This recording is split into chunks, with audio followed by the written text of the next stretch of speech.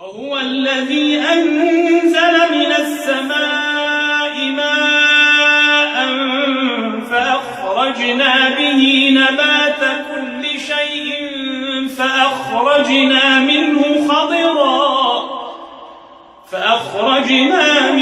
خضرا نخرج منه حبا متراكبا ومن النخل من طلعها قنوان دانية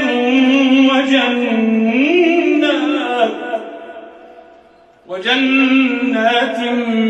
من أعناب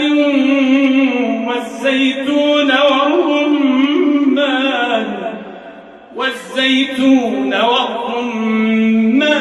مشتبها وغير متشابه انظروا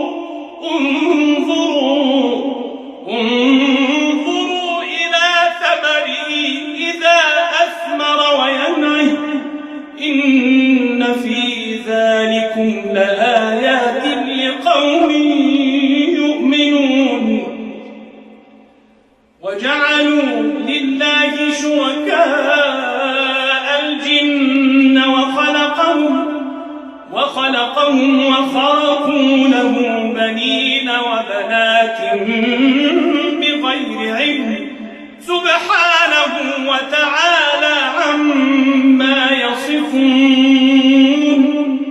بديع السماوات والأرض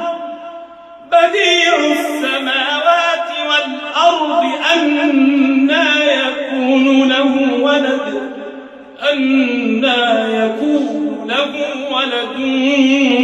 ولم تكن له صاحبة وخلق كل شيء وهو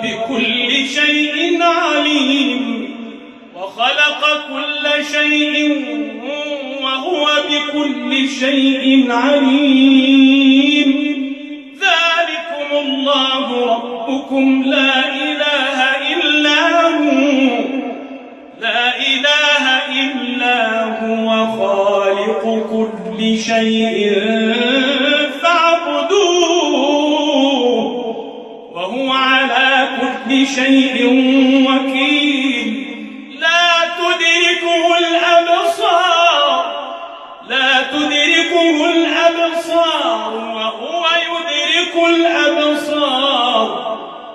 وهو يدرك الأبصار وهو اللطيف الخبير